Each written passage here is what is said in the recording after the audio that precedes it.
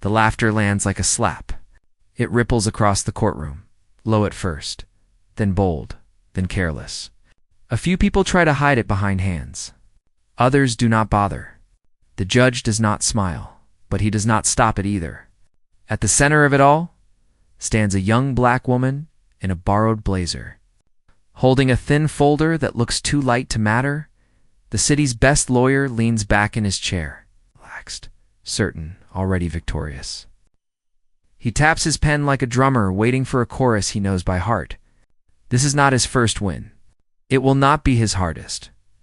Across from him, the law student feels every laugh like heat on her skin. She does not flinch. She does not look away. She stands still, as if rooted into the worn wooden floor. She knows something they do not. Her name is Aaliyah Brooks. To most people in that room, she is a mistake. A scheduling error? A charity placement gone wrong. She is young, black, and still in school. Her opponent has decades of wins, framed awards, and a reputation for breaking people before they even speak. Aaliyah's hands are steady. Her breathing is slow. Her silence is not fear. It is focus. She has waited for this moment longer than anyone here can imagine. Aaliyah did not grow up around courtrooms. She grew up around shifts that never ended and bills that never rested. Her childhood smelled like cleaning soap and burnt coffee. Her mother worked nights at a care home, coming back with tired eyes and sore hands. Her father left early, not out of cruelty, but out of quiet defeat. Books became Aaliyah's shelter. Words became her armor. She learned early that the world listens differently depending on who is speaking. She learned to choose her words with care. She learned to be patient in rooms where patience was not returned. Law school was not a dream handed to her. It was a mountain she climbed with borrowed money, long nights, and a constant hum of doubt. She studied while others slept. She rewrote notes until her fingers cramped. She drank cheap coffee that tasted like metal and hope. There were moments she wanted to quit. Moments when professors spoke past her. Moments when classmates assumed she was there to fill a quota. Moments when silence felt heavy enough to break her. But she stayed. Not because it was easy, because walking away would mean agreeing with every doubt placed on her shoulders. Today's case was supposed to be small. A city zoning dispute. A technical matter.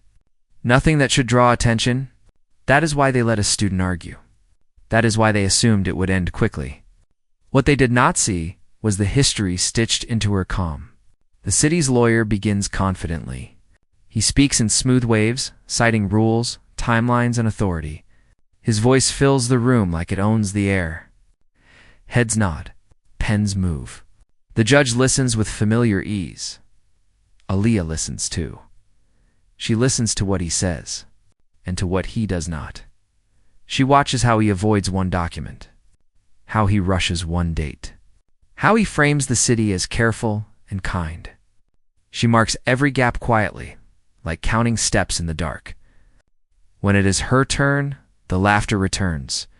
A student arguing against the city. Against him, she steps forward anyway. Her voice, when it comes, is soft. Not weak, controlled, clear. She begins with the facts. Simple, clean, no drama. Just truth placed carefully on the table. Some people stop smiling. The lawyer interrupts her once. Then twice. He corrects her tone. He questions her standing. He smiles as if teaching a lesson. Aaliyah does not respond to the smile. She pauses. She breathes. She continues. She speaks of dates the city ignored, of notices never sent, of families displaced quietly, without warning. She does not accuse. She shows still. The room resists her. The judge raises an eyebrow. The lawyer sighs loudly. A clerk whispers something that sparks another small laugh. Aaliyah feels the old pressure rise. The familiar question, do I belong here?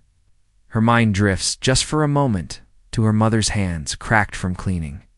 To the kitchen table where bills were stacked like threats. To the nights she cried into textbooks because failing felt easier than being told she never should have tried. She steadies herself. Silence she reminds herself, is not empty. It is full of strength. The conflict deepens. The lawyer presents a map. Clean, official, approved by the city. He frames it as final proof.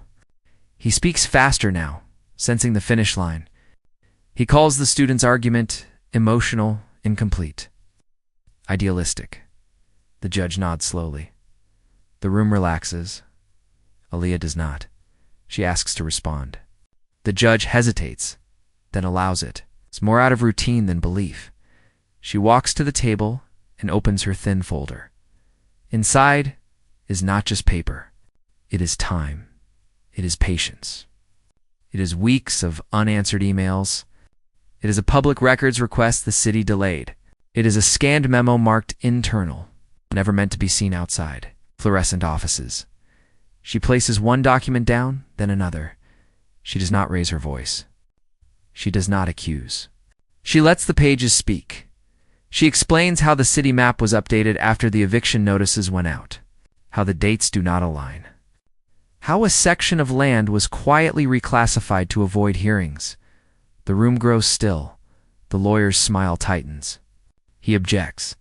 He calls it irrelevant. He calls it improper. Aaliyah waits. The judge looks at the documents more closely now. His fingers linger.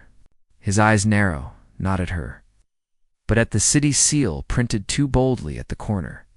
For the first time, the lawyer stands. He argues harder, louder. He leans on reputation, on precedent, on his years in this room. Aaliyah remains still. She adds one final page, a transcript of a meeting. A line buried in minutes no one expected a student to find. A line that admits the city knew. The silence that follows is heavy. Not awkward. Not bored. Heavy with consequence. Someone in the back shifts uncomfortably. A pen drops. No one laughs. The judge asks a question. Then another. His tone has changed. It is sharper now. More alert, the lawyer answers, but his rhythm is gone. His confidence frays at the edges. Aaliyah watches. Not with joy, but with calm acceptance. This is not about winning. It is about being heard. She offers one final thought, steady and simple. Justice does not need a loud voice. It needs an honest one. The words settle into the room like dust after a storm. The judge calls for a brief pause. When he returns, his decision is clear. The city's motion is denied. The case will proceed. The documents will be reviewed fully. It is not a full victory, but it is a crack in a wall that was never meant to move. People stand differently now. Some avoid Aaliyah's eyes. Others look at her with something new. Respect, mixed with discomfort. The lawyer gathers his papers quickly. He does not look at her. Aaliyah closes her folder. Her hands tremble now, just slightly. The adrenaline fades, leaving behind the weight of what almost did not happen. As she walks out of the courtroom, the clerk catches her eye and nods once. A small gesture, but it matters. Outside, the air feels lighter. The city hums on. Unaware of the quiet shift that just took place inside one room, Aaliyah steps into the sunlight and exhales. She thinks of the laughter that greeted her, how it tried to shrink her, how it failed. She thinks of a truth she learned long ago, proved today. You do not need permission to stand where you belong. Weeks later, the case makes its way through proper channels. The city settles. The families return. Policies change quietly without headlines. Aaliyah returns to her classes, to her notes, to her late nights and cheap coffee, but something is different now. She walks with a steadier stride. Not because the world changed overnight, but because she knows she can change it, one quiet truth at a time. In a courtroom once filled with laughter, silence became the loudest sound of all. And in that silence, justice finally listened. If this story moved you, share where you're watching from. Let us know what silence has taught you. And subscribe for more stories that honor quiet strength, unseen battles, and the courage it takes to stand when no one expects you to win.